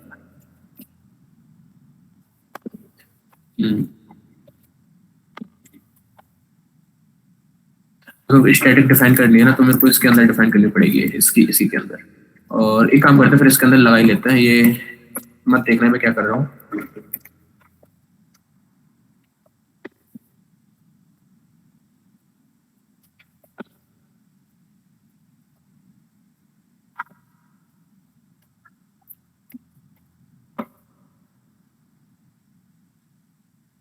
चलिए बिना एरर के, ठीक है। अब देखो मैंने यहाँ पे किया क्या, मैंने यहाँ ऊपर क्या किया, एक ना क्लास बनाई। अब ज्यादातर लैंग्वेजेस जितनी भी आजकल चल रही है ना, उनके अंदर क्लास क्या रहती है, एक स्ट्रक्चर प्रोवाइड करती है। मतलब जैसे अगर मैं बोल रहा हूँ ना कि मेरे को बहुत सारी कार्स यूज करनी है, कार्स का एक स्ट्रक्चर यूज करना है, जैसे ऑडी का स्ट्रक्चर यूज करना है ना। और मेरे को टोयोटा का करना है ना, फरारी का करना है, F1 का करना है, ये जितनी भी कार्स है इनका मेरे को वो करना है, स्ट्रक्चर यूज करना है। तो मैंने क्या बोला, एक स्ट्रक्चर सबके लिए बना लेते, फिक्स स्ट्रक्चर बना लेते, उसमें चेंजेस करते रहेंगे। जैसे देखो, सब कॉमन चीज क्या रहेगी सबके अंदर, कि कलर रहेगा, कलर रहेगा नहीं रहेगा, कलर रहेगा। और आपका क्या रहेगा, सीट रहेगी, इंजन रहेगा, और गियर रहेंगे। मेरे को माफ कर देना, गियर नहीं होते हो तो किसी गाड़ी में, तो गियर रहेगा। तो ये चीज कॉमन रहेंगे आपकी कार्ड्स के अंदर। तो हमने इस तरह से उसको कोई डिफाइन कर लिया स्ट्रक्चर को। अब कितने रहेंगे, कितने नहीं रहेंगे, है ना, कलर कौन सा रहेगा, वो चीज हम उस गाड़ी के लिए डिफाइन कर देंगे जिसका हमको ऑब्जेक्ट बनाना है। जैसे मारुति गाड़ी है, मारुति गाड़ी का कलर कौन सा रहेगा, व्हाइट रहेगा। इंजन क्या रहेगा, ये रहेगा। अब जैसे हम कॉल करेंगे, लिखेंगे ना कि system dot out dot print L N होता है इसके अंदर, क्या रहेगा, हम लिखेंगे कि मारुति कार का मेरे को कलर चाहिए, तो COLOR dot colour, Maruti dot colour लिखेंगे ना, तो ये मेरे को क्या देना चाहिए, ये दे क्या चीज है, कलर व्हाइट देना चाहिए।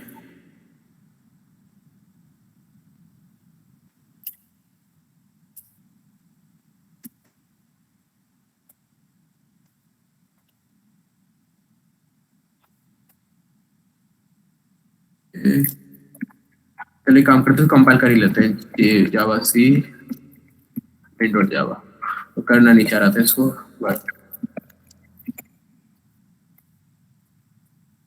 तो इसने मेरे को क्या दे दिया कलर, व्हाइट। इसने मेरे को क्या कलर दे दिया, व्हाइट। मैंने पब्लिक क्लास इसीलिए डिफाइन की थी बिकॉज वो पब्लिक क्लास को रन कर देता है डायरेक्टली जावा से अगर हम लोग रन कर रहे हैं तो। ठीक है, हो सकता है वो दूसरी क्लास बनाने में उससे गलत दिक्कत कर रहा हो, या फिर पब्लिक क्लास शायद ऊपर स्पेसिफाई करनी पड़ती है। जावा के अंदर बहुत दिक्कतें हैं, इसलिए यूज नहीं करता मैं। ठीक है, तो कलर अपने को क्या देते हैं, व्हाइट। अगर मैं और किसी के लिए करता ना यहाँ पे, जैसे अगर मैं मारुति की जगह F1 के लिए करता तो मेरे को क्या देता, रेड देता। इंजन भी ऐसे अलग अलग देगा मेरे को। ठीक है, तो इस तरह से कुछ स्ट्रक्चर बनाया जाता है। और ज्यादातर लैंग्वेजेस के अंदर, चाहे वो बस सी को छोड़ करके, जितनी भी लैंग्वेजेस है ना, उनके अंदर सभी के अंदर ऐसा ही कुछ स्ट्रक्चर बनाते हैं हम लोग। इसी तरह से क्लास को लेकर के क्लास एंड ऑब्जेक्ट वाला कंसेप्ट चलता है, जिसको बोलते हैं ऑब्जेक्ट ओरिएंटेड प्रोग्रामिंग, है ना, ऊप्स। अच्छा, पता नहीं है शायद क्या हुआ था अभी, मैं बोला था आपसे कि ऑब्जेक्ट ओरिएंटेड का कोई रिलेटेड नहीं, बट मैंने यहाँ पे कर दिया ऑब्जेक्ट ओरिएंटेड वाला कुछ प्रोग्राम मैंने यहाँ पे, मेरे को रियलाइज ही नहीं हुआ ये। ठीक है, देखो, इसको जावा आती है उसके समझ में आ गया होगा, अच्छी बात है। नहीं आया तो कोई बात नहीं है, अभी मैं नेक्स्ट में समझाने वाला हूँ सी की बेस पे ये चीज, सेम चीज। देखो,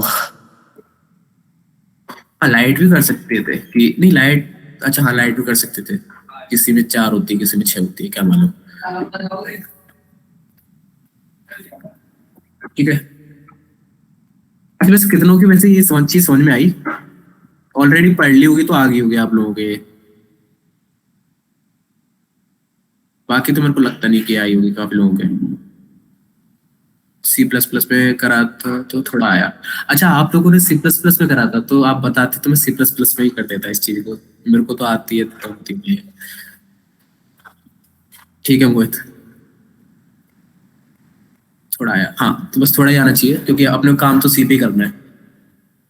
अच्छा, सी प्लस प्लस में पता है क्या है, सी प्लस प्लस में आपका ऑब्जेक्ट ओरिएंटेड प्रोग्रामिंग है।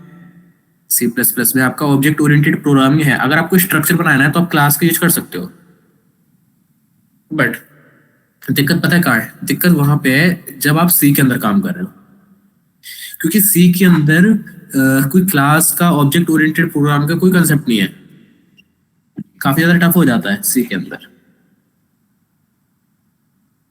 वहां पे स्ट्रक्ट चलता है, हाँ मोहित बिल्कुल सही।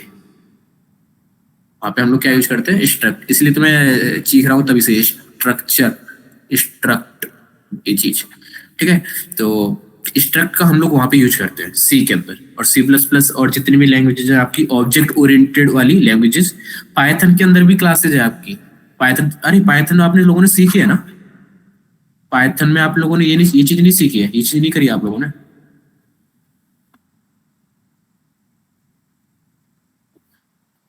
ऑब्जेक्ट ओरिएंटेड का कंसेप्ट सीखा था आप लोगों ने फिर इसमें, उसी में बता देना चाहिए था। हाँ तो फिर आप लोगों को क्या आ गया, वो कंस्ट्रक्टर क्या चीज होती है ना, मेरे को ज्यादा पता नहीं, जरूरत है भी नहीं आप लोगों को फिर। ठीक है, फिर ठीक है, मेरे को लगा मैंने होपलेस कर दिया आप लोगों को। तो मैं एक कोड लिखता हूँ, nvim code.c। यहाँ पे मैं सबसे पहले वही चीज की इंक्लूड stdio.h, यहाँ पे वर्ड, चलो वर्ड की जगह इंट मेन, और यहाँ पे रिटर्न कर देते हैं RETUR0 सबसे नीचे। और यहाँ पे लिखते हैं कि कोई सिनेरियो लेते हैं, सिनेरियो क्या लेते हैं, कोई कार वाले ले लेते हैं, कार कार कार, चलो कार ले लेते हैं। यहाँ पे रहेगा आपका कि कैरेक्टर एरे रहेगा किसके लिए, ये मैंने पहले लिखा था, वहां पे क्या लिखा था, कलर, कलर कितने कौन सा कलर है, कि रेड है कि ग्रीन है कि व्हाइट है कि कौन सा कलर है, तो वो चीज यहाँ पे रहेगी पहले स्ट्रक्चर बनाते टाइम पे किसी कार का। ठीक है, तो जैसे इतना मैक्सिमम कलर के अंदर कौन सा नाम है, मतलब किसका लेंथ सबसे ज्यादा, जैसे येलो, चलो छोड़ो, तो इसको 30 कर देते हैं। ठीक है, इसको 30 का लेंथ दे देते हैं हम लोग। एक कैरेक्टर लेते, कैरेक्टर एरे बनाते हैं हम लोग किसके लिए, खुद भूल चुका हूँ मेरे को, और जावा इसके इंजन के अंदर, ओके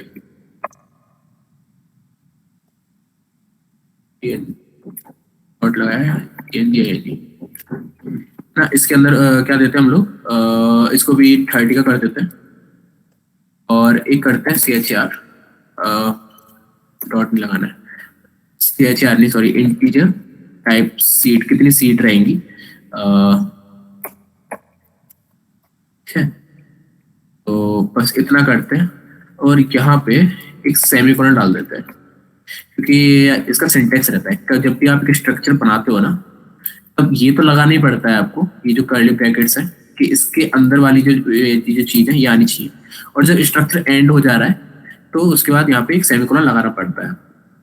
इसके यहाँ पे आप डिफाइन भी कर सकते हो कि इस स्ट्रक्चर का कोई ऑब्जेक्ट यहीं पे आपको स्पेसिफाई करना है, तो जैसे उनको लिखना कार1 या फिर मारुति है, मारुति, अगर मैं सही हूँ तो इस तरह से कुछ करते हैं। तो इसको, और इसमें क्या दिक्कत आ रही है कि main with external linkage has undefined behaviour, चलो ठीक है छोड़ो, इस एरर को हम लोग वो करेंगे।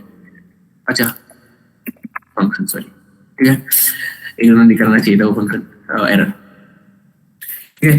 तो अगर मेरे को यहाँ पे मारुति का कलर डिफाइन करना है तो मैं MARU मारुति लिखूंगा, और उसके बाद अगर मेरा पॉइंटर है तो शायद मैं इस तरह से कुछ करता हूँ और COLOR करता हूँ और यहाँ पे इक्वल टू लिख देता हूँ व्हाइट, ठीक है। और तो MARU तेरा मैं देख लेता हूँ, मेरे को कुछ एरर आ रहा है क्या, नॉट अ पॉइंटर, ओके। तो मैं डॉट से कर दूंगा यहाँ पे, तब चलेगा क्या,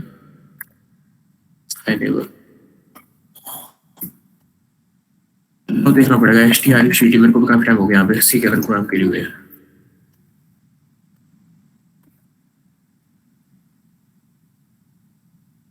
ओके ओके ओके ओके, कोई है ही नहीं यहाँ पे, चलो कोई नहीं, स्टैक ओवरफ्लो पे नहीं, इसमें तो कुछ ज्यादा डिफिकल्ट क्वेश्चन मिलेगा अपने को।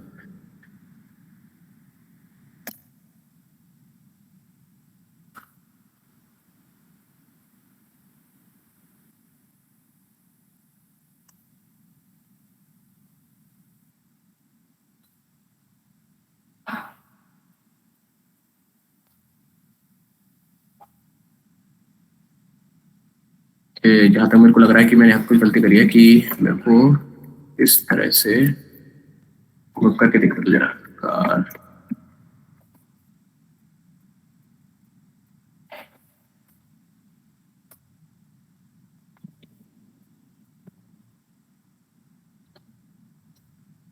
स्ट्रक्चर प्लेयर बनाया इसने, उसको वन किया, एस्टर की अच्छा इस तरह से, क्या चाहिए फंक्शन भी यूज कर सकते हो वैसे तो हम लोग, बट अच्छा अच्छा, ये जो फंक्शन आप देख रहे हो ना STRCPY, मैं इसको जूम कर देता हूँ यहाँ पे नीचे, अब जब दिखाई दिया है, ये भी आपका एक वनरेबल फंक्शन है, जैसे गेट्स था ना कल, ये भी आपका एक वनरेबल फंक्शन है। अगर इसमें मैन करें हम लोग तो देखो, ये दिखाना चाहिए मेरे को शायद,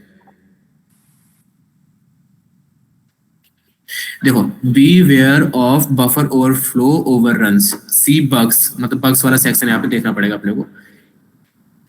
If the destination string of a CPY is not large enough, then anything might happen. मतलब अगर डेस्टिनेशन जहाँ पे हम लोग स्टोर करा रहे हैं ना अपने स्ट्रिंग को इस फंक्शन की मदद से, अगर वो इतना लार्ज नहीं है, इतना केपेबल नहीं है कि हम जो इनपुट करा रहे हैं वो सारा इसके अंदर आ जाए, तो वहां पे वो मेमोरी को ओवरराइड कर देगा और बफर ओवरफ्लो हो जाएगा, आपका वो वाला अटैक आपका परफॉर्म हो जाएगा। तो इसके प्रिवेंशन के लिए ना हम लोग STRNCPY यूज करते हैं, शायद ये फंक्शन है STRNCPY, हाँ यूज करते हैं। इसके अंदर ना आप लिमिट लगा सकते हो शायद, ये देखो साइज, यहाँ पे आप साइज भी दे सकते हो थर्ड आर्गुमेंट में इसके, तो वैसे अभी बताने की चीज नहीं है, तो हम और किस चीज पे फोकस कर रहे थे, बट आ गया तो अभी जान लो, कोई दिक्कत वाली बात नहीं है। वन डॉट नेम, तो ठीक है, इस तरह से स्पेसिफाई कर लेते हैं इसको। यहाँ लिखते हैं कार MARUTI मारुति और MARUTI मारुति डॉट कलर और STRNCPY, और यहाँ पे ले देते हैं कि व्हाइट,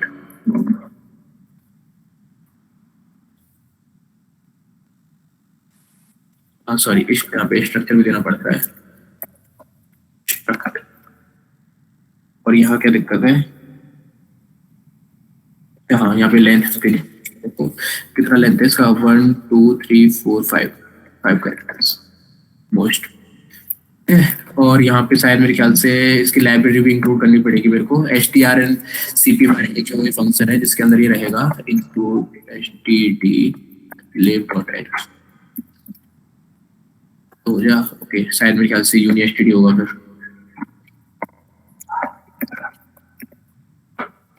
एक बार देख लेते हैं क्या लाइब्रेरी है इसकी, string.h। ओके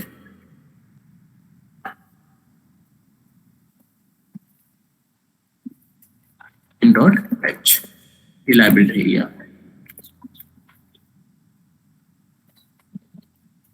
ठीक है, एक बार इसको जरा कंपाइल करके रन करके देखते हैं हम लोग। पहले इसको यहाँ पे प्रिंट करा लेते हैं क्योंकि कुछ प्रिंट नहीं होगा, तब मैं समझाता हूँ आप लोगों को क्या क्या है।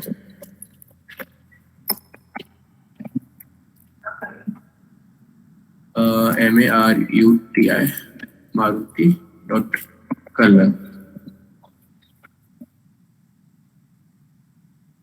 अच्छा सॉरी, फॉरवर्ड स्ट्रिंग के अंदर देना होता है।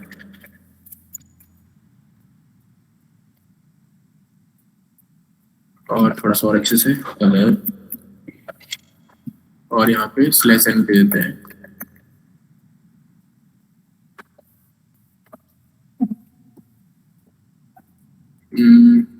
कोड और ./code.c। इसको मैं रन करने की कोशिश करता हूँ। इसने क्या दिखा दिया, कलर वाइट है। ठीक है, तो इस फंक्शन का हम लोग यूज कर सकते हैं। मैं बताता हूँ मैंने क्या किया। जैसे हम लोगों ने एक स्ट्रक्चर क्रिएट किया ना क्लास के अंदर एक कार का, सेम चीज अगर आपको सी के अंदर करनी होती है ना, तो इसके अंदर एक कीवर्ड रहता है। कीवर्ड क्या रहता है, स्ट्रक्ट नाम का एक कीवर्ड रहता है, जो मैंने यहाँ पे ऊपर लिखा हुआ है। ठीक है, स्ट्रक्ट क्या करता है, स्ट्रक्ट के आगे अपने को कोई नाम देना पड़ता है। जैसे कार मैंने नाम दिया, कोई भी नाम वेरिएबल नेम, जो कि उस वेरिएबल नेम का ना एक स्ट्रक्चर क्रिएट करता था पूरा। उस वेरिएबल नेम के लिए, जैसे कार वेरिएबल नेम के लिए कौन कौन सी चीजें रहेंगी उसके अंदर। जैसे किसी कार का क्या चीज होगी, कलर रहेगा, इंजन रहेगा, सीट रहेगा, ऐसी चीजें तो होंगी उसकी। तो और जैसे मान के चलो किसी कार का लाइट रहेगा, तो ऐसी चीजें तो होंगी कार के अंदर आपकी। और उस स्ट्रक्चर को लेकर के आप किसी दूसरी कार को इम्प्लीमेंट, किसी रियल कार को आप बना सकते हो। जैसे कि हुंडई, ऑडी, है ना, ये कार्स होती है ना आपकी, उनको आप बना सकते हो इजीली। मारुति का कलर कौन सा रहेगा, व्हाइट रहेगा। कितने लोगों की गाड़ी है, 5 गाड़ी है। वैसे 5 लोगों की होती कि नहीं है, वो तो 4 के अंदर 5 घुस जाते हैं इंडियन लोग, तो 4 ही कर देते हैं उसको। और उसका उसको प्रिंट कर रहे हैं हम लोग। सॉरी, ये तो लेंथ है उसकी, तो स्पेसिफाई करा भी नहीं है। ठीक है, तो मैंने यहाँ पे प्रिंट कर दिया कलर। और जैसे मान के चलो मेरे को करना है कि जो सीट हमारे पास वो 4 हो जाए, तो मैं क्या करूँगा कि MARUTI.SEAT 3 या फिर 4 या जितनी भी अब तो करनी चाहिए। ठीक है, तो सीट भी प्रिंट करके देगा। बट इसका ऑब्जेक्ट किस तरह से क्रिएट किया ना हम लोगों ने, देखो लाइन नंबर 13 में यहाँ पे सबसे पहले लिखते हैं स्ट्रक्ट, है ना। स्ट्रक्ट लिखते हैं, बताते हैं कि जो वेरिएबल हम आगे लिखने वाले हैं कार, ये एक स्ट्रक्चर वेरिएबल है, और उसको और उस नाम का एक ऑब्जेक्ट क्रिएट करना चाहते हैं। उस स्ट्रक्चर को लेकर के हम एक ऑब्जेक्ट क्रिएट करना चाहते हैं मारुति नाम का, मतलब मारुति नाम की गाड़ी बनाना चाह रहे हैं हम लोग। जो कार स्ट्रक्चर है हमारे पास, उसको लेकर के कि मारुति के अंदर ये चीज रहेंगी हमारी, ये फंक्शनलिटी रहेगी, ये एट्रीब्यूट्स रहेंगे आपके, वो चीज हम मारुति के अंदर डिफाइन करना चाह रहे हैं। तो maruti.seat इक्वल टू 4 कर दिया, और एक कलर भी लगाई देता है इसमें जब कर दिया है तो, सॉरी इंजन भी लगाई देता है, strncpy। अच्छा देखो, मजेदार बात पता है क्या है, देखो ये बोल रहा है सी फॉर डमीज, मतलब ये ना लोग यहाँ से सीखते हैं आपके ऐसे वेबसाइट से, और वो लोग ये नहीं ध्यान देते कि यार किस तरह से, क्या बोलता है, किस तरह से ये चीज काम, किस तरह से कोई फंक्शन वनरेबल भी हो सकता है आपका। तो वो लोग क्या करते हैं, एग्जैक्ट कॉपी मारते हैं, यहाँ से मारते, तो उनको कभी मालूम ही नहीं चलता है कि strcpy नाम का एक फंक्शन है जो काफी ज्यादा एरर क्रिएट कर सकता है, या फिर किसी भी प्रोग्राम को वनरेबल बना सकता है आपका strcpy। तो डेवलपर्स तो आपके ऐसे ही हैं। अब आप देख लो कि आप किस तरह से काम करना चाहते हो, कि आप सिक्योर कोडिंग करना चाहते हो नहीं करना चाहते। ठीक है, तो हर एक चीज को बस ऐसे जस्ट कॉपी मत मार लिया करो, हर एक फंक्शन को सर्च किया करो, मैनुअल देखो उसका फंक्शन का है कुछ ऐसा कुछ वनरेबल फंक्शन तो नहीं है वो यूज करने लायक। ठीक है, और शायद उसने बताया भी नहीं होगा यहाँ पे कुछ कि strcpy कोई वनरेबल फंक्शन है, तो कुछ नहीं बताया, कुछ लिखा भी नहीं हुआ है। सारे डेवलपर्स ऐसे ही सीखते हैं वेबसाइट से, और उनको मालूम नहीं चलता है कि वनरेबल है ये वनरेबल नहीं है। लोग तो आज भी गेट्स भी यूज करते हैं लोग आज भी। और इसका एक अच्छा एग्जांपल है grep.app में जाकर देख लो आप। ये क्या करता है ना, ये वेबसाइट, ये गिटहब की जितना भी सोर्स है ना, जितने भी रिपोजिटरीज हैं सबके अंदर सर्च मारता है। अगर आप कोई पर्टिकुलर फंक्शन का नेम देते हो तो, या पर्टिकुलर स्ट्रिंग का नेम देते हो तो।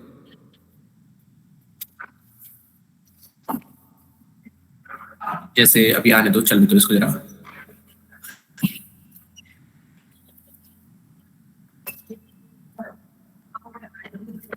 यहाँ लिखते हैं strncpy। आप बिलीव नहीं करोगे, मैंने तो ऐसी चीजें हैं, ऐसे ऐसे कोड देखे हैं गीक्स फॉर गीक्स पे, और आपके जो बड़े बड़े प्रोग्राम की वेबसाइट्स है ना, इन पे भी ऐसे कोड्स लिख रहते हैं जो वनरेबल रहते हैं आपके, और उनको यूज भी किया जाता है। आप कभी ना कभी तो आप लोगों ने उठाया होगा, देखो वहां से कहीं ना कहीं से, गीक्स फॉर गीक्स से, W3 स्कूल से, या CSS का जो अगर कोड उठाया होगा आपने कभी, है ना, इनपुट फील्ड अगर आपको बनानी होगी तो कहीं ना कहीं तो उठाया होगा कभी ना कभी आपने। वैसे इनपुट अब HTML में क्या ही वो चीज होगी, वनरेबल होगा, बट फिर भी आप लोग उठाते हो ना, तो आपकी वो गंदी आदत है, वो आपको बंद करना पड़ेगा। देखो इसके अंदर अच्छा strncpy नहीं, strcpy। देखो अब इसके अंदर ये वैसे कर्नल का वो है, सोर्स कोड है, इसके अंदर देखो ये चीज यूज करी जा रही है strcpy। बट पता है, और वैसे ये जो लिनक्स का ऑफिशियल क्या बोलते हैं, कर्नल का जो सोर्स कोड है ना, वो चीज है, क्योंकि टोरवाल्ड्स लिनक्स ही वही है, आपको मालूम चल जाता है। बट ना ये चीज इसलिए यूज कर रहा है क्योंकि देखो ये सबसे ज्यादा महान इंसान है, इस पे शक नहीं कर सकते, इस पे ये इसके शायद कोड पे कोई सवाल उठाएगा, शायद ही कोई सवाल उठाएगा। बट जहां तक मेरे को लगता है इसने ये इसलिए यूज किया है क्योंकि ना ये जो वेरिएबल्स है ना, रिकॉर्ड j.key, रिकॉर्ड k.key, ये जो वेरिएबल्स यहाँ पे दिए गए ना, है ना, जहाँ से यहाँ जो स्टोर कर रहा है इसको, ये इसमें यूजर का कुछ हाथ नहीं रहेगा, इसमें यूजर कुछ इनपुट नहीं कर पाएगा। जब तक यूजर इनपुट नहीं कर पाएगा, कल मैंने बताया था कि इनपुट सैनिटाइजेशन के अंदर क्या होता है, जब तक यूजर इनपुट ना कर पाए, वैलिडेशन की जरूरत ही नहीं पड़ेगी उसको। ठीक है, वो कहीं ना कहीं दूसरी जगह से इनपुट ले रहा है। ठीक है, तो उसको इनपुट जो रहेगा लिमिटेड रहेगा, वो वनरेबल नहीं हो पाएगा। बट काफी जगह ऐसा मिल जाएगा आपको कि वनरेबल हो जाए। ठीक है, जिससे को इसके अंदर भी वनरेबल नहीं है, strcpy जब भी लिखेगा ना तो इतना ही जाएगा, ना कि यूजर का कोई इनपुट जा रहा है इसके अंदर। जब तक यूजर का इनपुट नहीं जाएगा तब तक बफर ओवरफ्लो नहीं हो सकता आपका, मतलब ज्यादातर केसेस में। ठीक है, और बाकी आप लोग पढ़ लेना ज्यादा। बट इसका जरा इंजन का जो कलर है वो जरा लगाए थे MARUTI maruti.enpi, और यहाँ पे दे देते कि इंजन 006 या फिर 666, और कितना लेटर्स है इसके अंदर, 3 और 3 6 और 3 9 9 कैरेक्टर्स। ठीक, 9 कैरेक्टर्स का ही लगा देते हैं। कलर प्रिंट कर दिया हम लोगों ने, उसके बाद प्रिंट F इंजन कर देते हैं प्रिंट /n कर देते हैं MARUTI और प्रिंट F कर देते हैं कि कितनी सीट्स हैं, सीट्स कितनी है, परसेंटाइल T /n करते हैं। और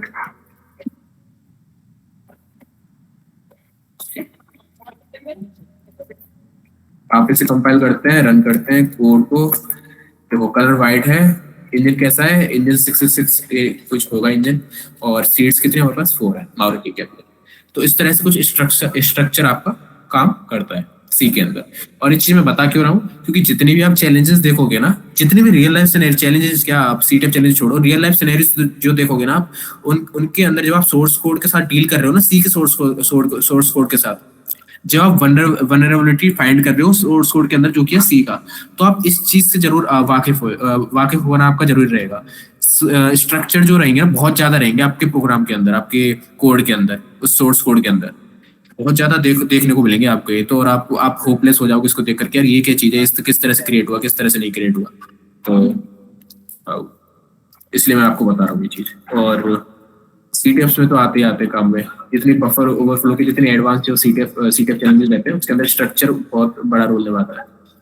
ठीक है, या तो इसको इस तरह से डिफाइन कर लो, स्ट्रक्ट स्पेस कार, ठीक है, और उसके बाद मारुति, या फिर और कोई मेरे को लिखना है जिसके एनजी पीएनजी कार का नाम, या फिर ऑडी, सॉरी एयूडीआई ऑडी मेरे को लिखना चाहूँ तो नहीं लिख सकता क्या मैं, ऐसे कर सकता हूँ, नहीं लिख सकता, ओके कोई बात नहीं, दूसरा लिख लूंगा मैं लिख लूंगा STRUCT स्ट्रक्ट कार एयूडीआई, है ना। ऑडी नाम का भी अभी एक ऑब्जेक्ट बन गया हमारा।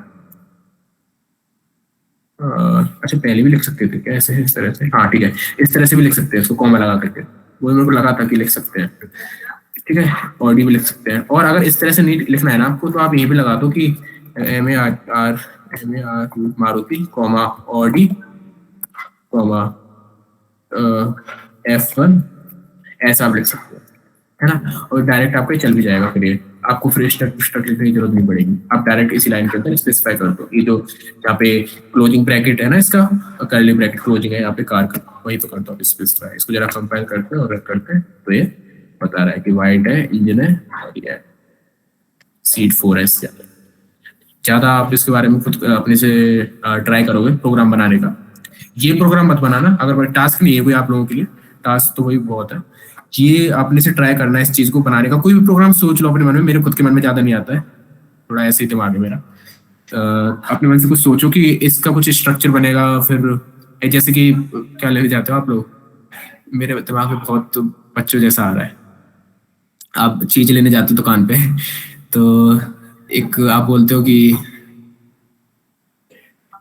कुछ खट्टी चीज, तो खट्टी चीज के अंदर कौन कौन सी, जैसे सतमोला हाजमोला ऐसे टाइप, और उनके अंदर कितनी पिल्स हैं, जैसे सतमोला के अंदर 6 आती है, मैंने गिन के देखी है, और हाजमोला के अंदर शायद 4 आती है।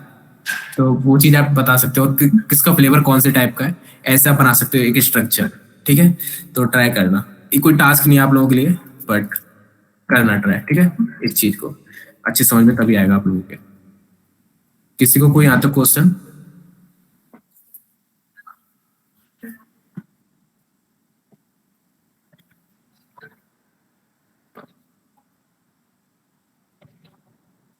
आम पाचिक भी आती है, हाँ आम पाचिक मेरे को भी पसंद है वो।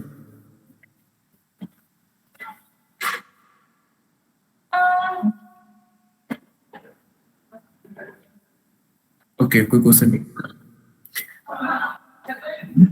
दो तीन स्ट्रक्ट कैसे यूज करें, दो तीन स्ट्रक्ट कैसे यूज करेंगे, देखो जैसे सेम मैंने मारुति के साथ लिखा ना, मारुति का कलर लिखा, मारुति का इंजन लिखा, मारुति की सीट लिखी, ठीक है अच्छी बात है लिख दी, बट यहाँ पे ऑडी भी तो है, F1 भी तो है, तो आप पूछ रहे हो कि इनको कैसे यूज करेंगे, इनके साथ भी सेम है, ऑडी लिखेंगे डॉट कलर लिखेंगे, इसको स्पेसिफाई कर देंगे, मतलब इसका FTRNCBY से इसको भी इस तरह से कुछ कर देंगे हम लोग, मारुति के कलर के साथ किया था, ऐसे इसके साथ भी कर देंगे हम लोग। F1 के साथ करना होगा ना अपने को, तो F1 के साथ भी इसी तरह से करेंगे कि F1 dot SEAT equals to 10, और इस पर अगर मैं F1 की सीट प्रिंट करना चाहूँ ना, यहाँ पे लिखूँ मैं F1,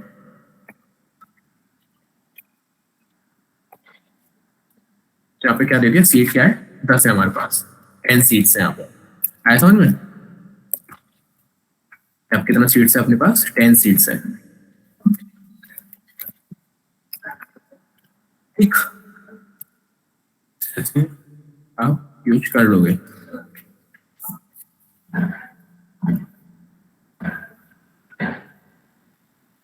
और क्वेश्चन किसी का, नहीं तो फ्रेंड करते क्लास को।